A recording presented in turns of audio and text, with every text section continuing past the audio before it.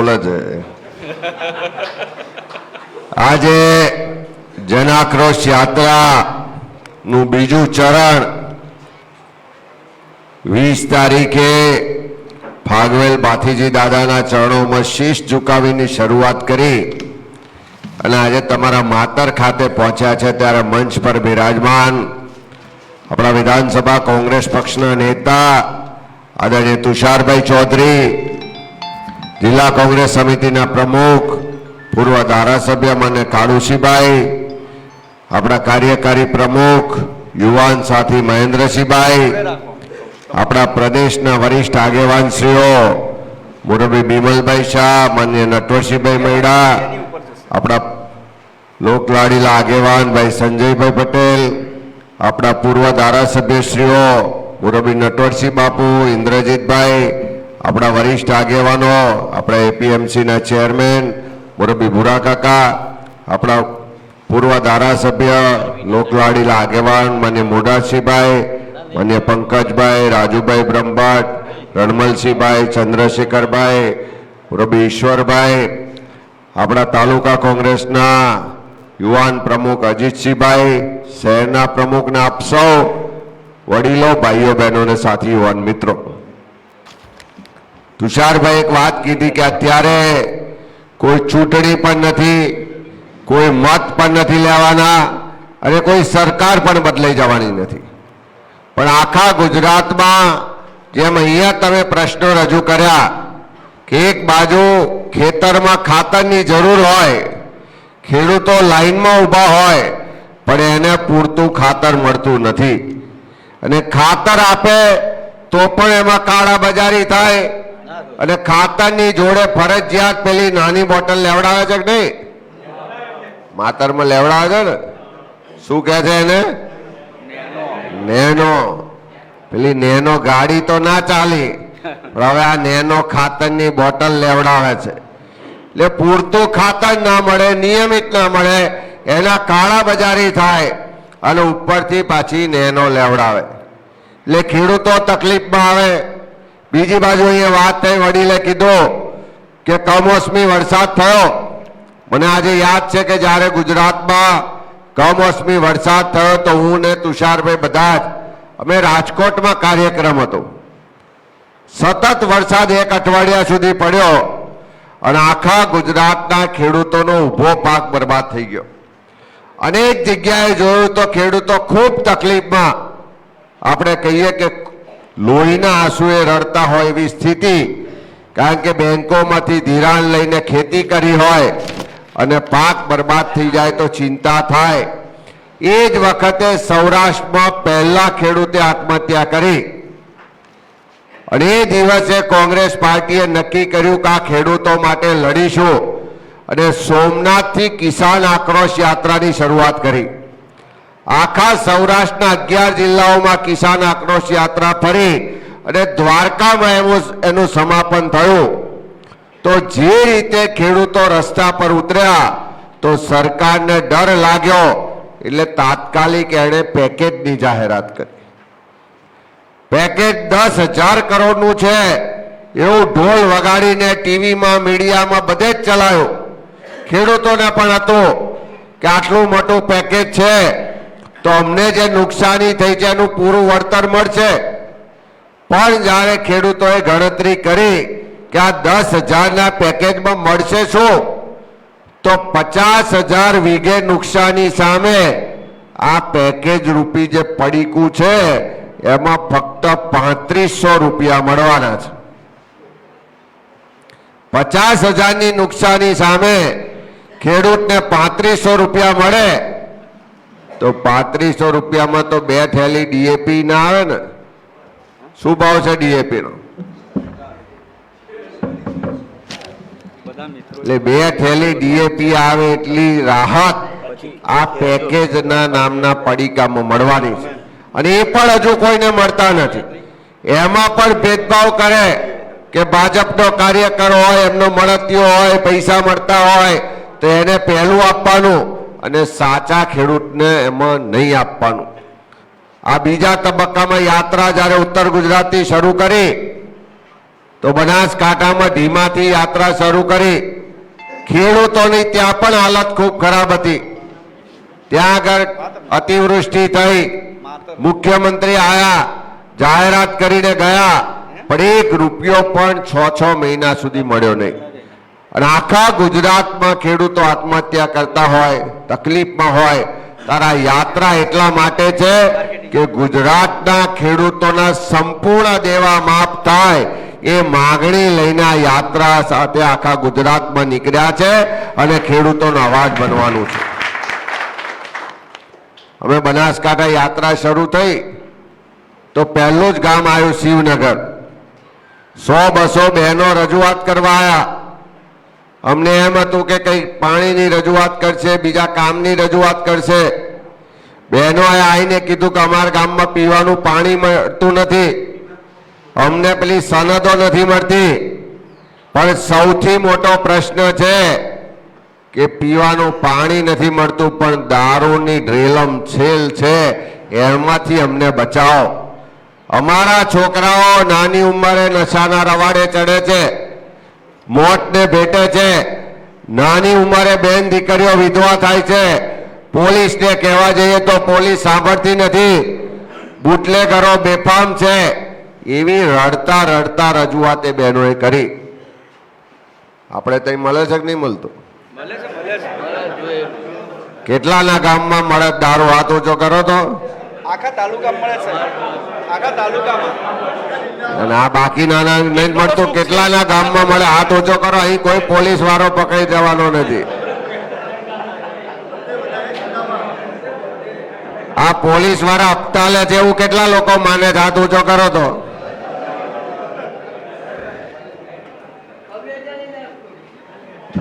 આ એટલા માટે ગામે ગામ દારૂ મળે છે કારણ કે દર મહિને હપ્તો લે છે.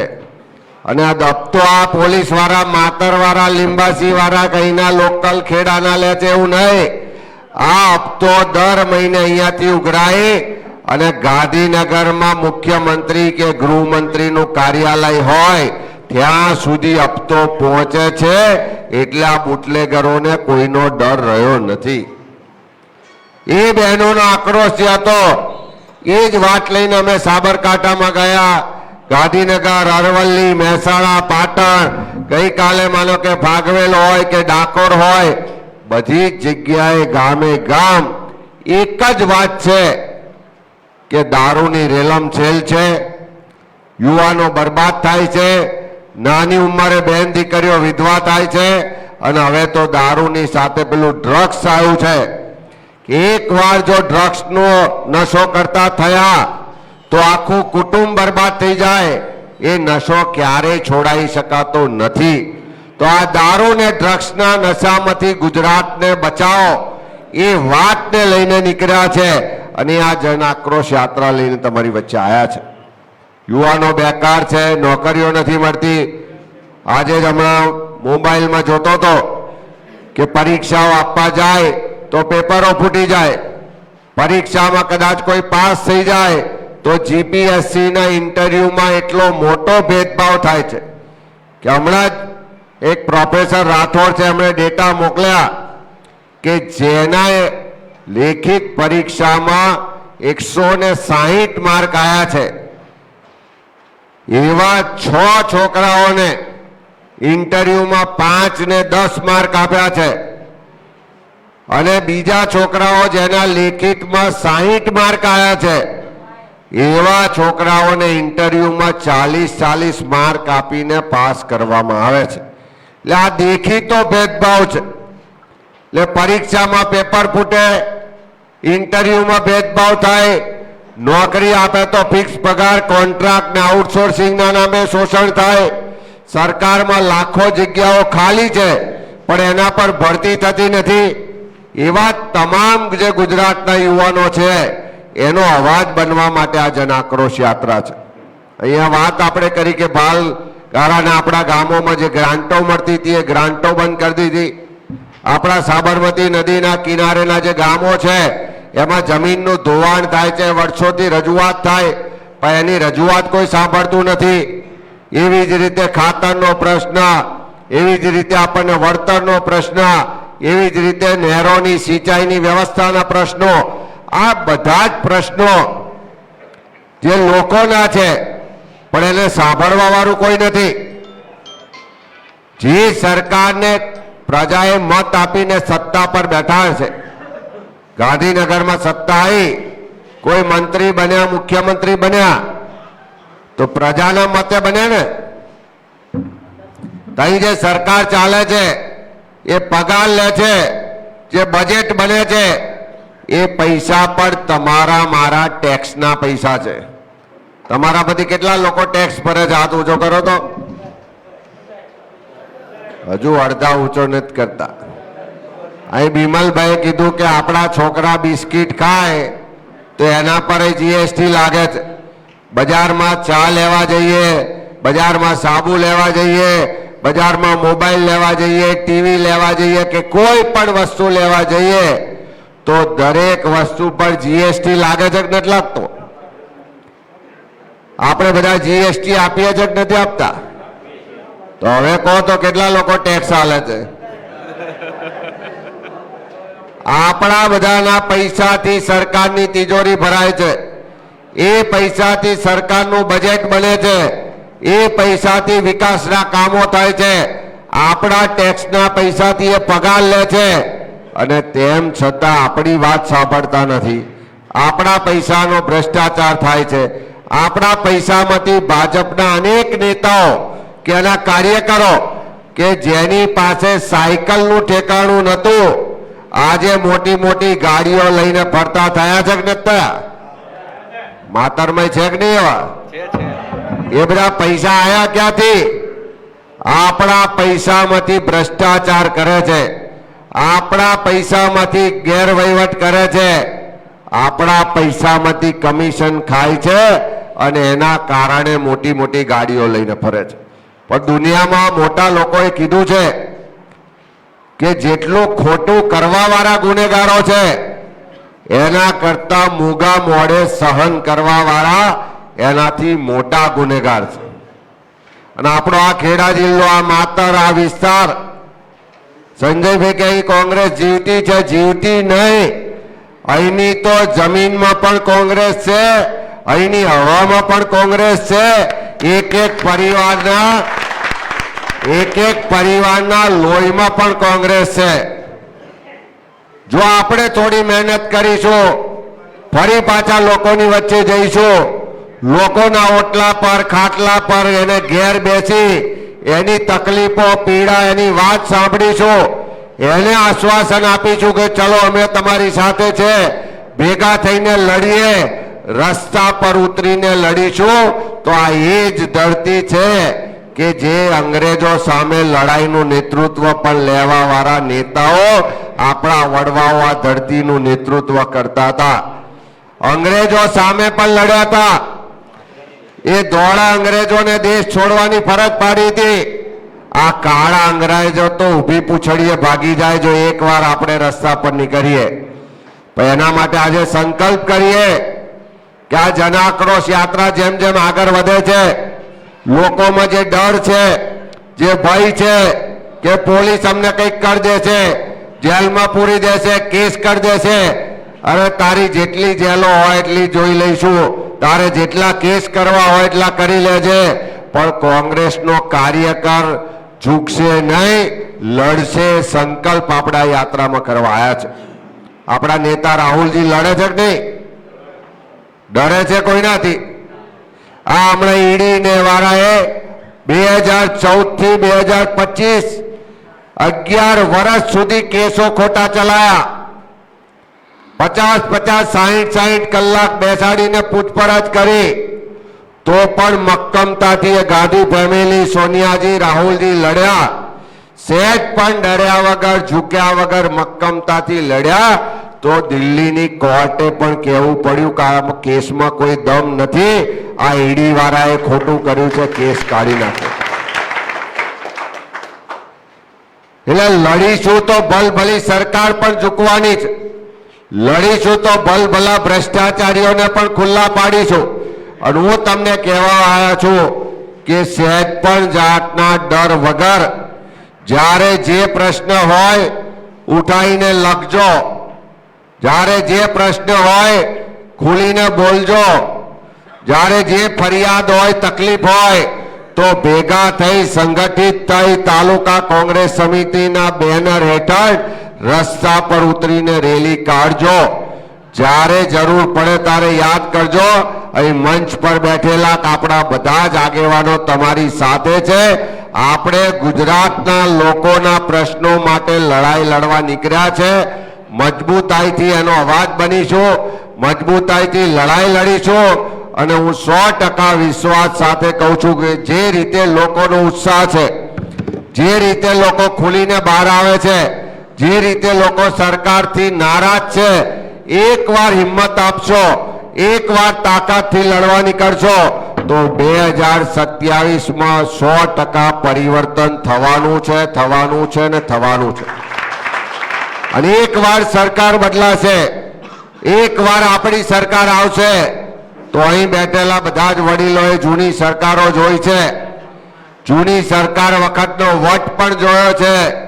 સામાન્ય લોકો ગાંધીનગર સચિવાલયમાં મુખ્યમંત્રીનો દરવાજો કોઈ પણ જાતના ડર વગર, કોઈ પણ જાતની એપોઇન્ટમેન્ટ વગર અહીં આ ખેડા જિલ્લાનો સામાન્ય ખેડૂત ખેત મજૂર એ ગાંધીનગર મુખ્યમંત્રીના કાર્યાલયે જઈ શકતો હતો. મુખ્યમંત્રીની ઓફિસમાં એની ખુરશી સામે બેસીને પોતાની વાત કરી શકતો હતો. આપણા આગેવાનો હતા, આપણું નેતૃત્વ હતા કે કોઈનો વાળ પણ વાંકો થવા દેતા નતા અને કોઈના પેટમાં ચૂક પણ આવે તો એની ચિંતા કરવા વાળી એ સરકાર હતી.